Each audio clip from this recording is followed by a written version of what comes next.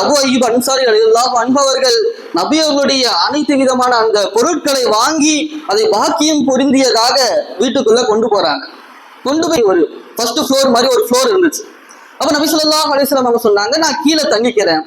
Abu Ayub Ansari ரலியல்லாஹு அன்ஹு அவங்க சரி நபி அவங்க சொல்லிட்டாங்க, நம்ம கேட்டுப்போன்னு சொல்லிட்டு மேலே போயிட்டாங்க. நபி அவங்களுக்கு எல்லா வசதிகளும் செஞ்சு கொடுத்துட்டு வீட்டுக்கு மேலே போறாங்க. போகும்போது அவங்களுக்கு ஞாபகம் வருது, அல்லாஹ்வுடைய தூதர் ஸல்லல்லாஹு அலைஹி வஸல்லம் அவங்க கீழே தங்கும் போது நம்ம எப்படி மேலே இருக்கிறது? நபி அவங்க கீழே படுத்துட்டு இருப்பாங்க, நாம மேலே நடந்து போறதா? அது எவ்வளவு பெரிய ஒரு ஆபத்தான விஷயம். அல்லாஹ் வஹி வானத்திலிருந்து நபி அவங்களுக்கு இறக்குறான். அப்போ நாம நபிக்கு மேல எப்படி இருக்க முடியும்? அப்ப அவங்க மனைவியை கூப்பிட்டு சொல்றாங்க, உனக்கு தெரியுதா நபி கீழே இருக்கிறாங்க, நம்ம எப்படி மேலே இருக்கிறது? உடனே ஒரு பயம் ஏற்படுது அவங்களுக்கு. உடனே என்ன செய்யறாங்க, வீட்டோட ஓரத்துல போய் உட்கார்ந்துக்கிறாங்க.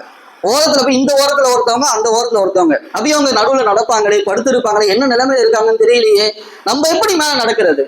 இவங்க ஒரு ஓரம், அவங்க ஒரு ஓரம்.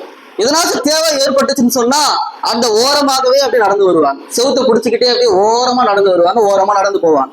இப்போ காலை விடியுது. நபி ஸல்லல்லாஹு அலைஹி வஸல்லம் அவங்க கிட்ட வந்து சொல்றாங்க, யா ரசூலல்லாஹ், நீங்க என்ன செய்யுங்க, நீங்க மேல தங்கிக்கோங்க, நாங்க கீழே தங்கிக்கிறோம்.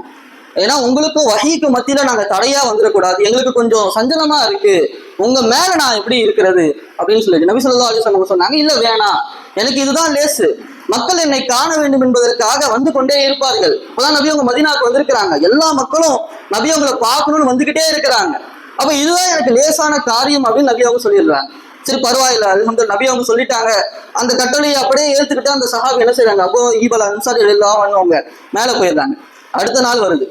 அடுத்த நாள் நைட்டு தூங்கும் போது என்ன செஞ்சிடறாங்க, நடக்கும் போது கை தவறி ஒரு பானையில பட்டுட்டு அந்த பானை உடஞ்சி அப்படியே அந்த தண்ணி ஊத்திடுச்சு மாடியில.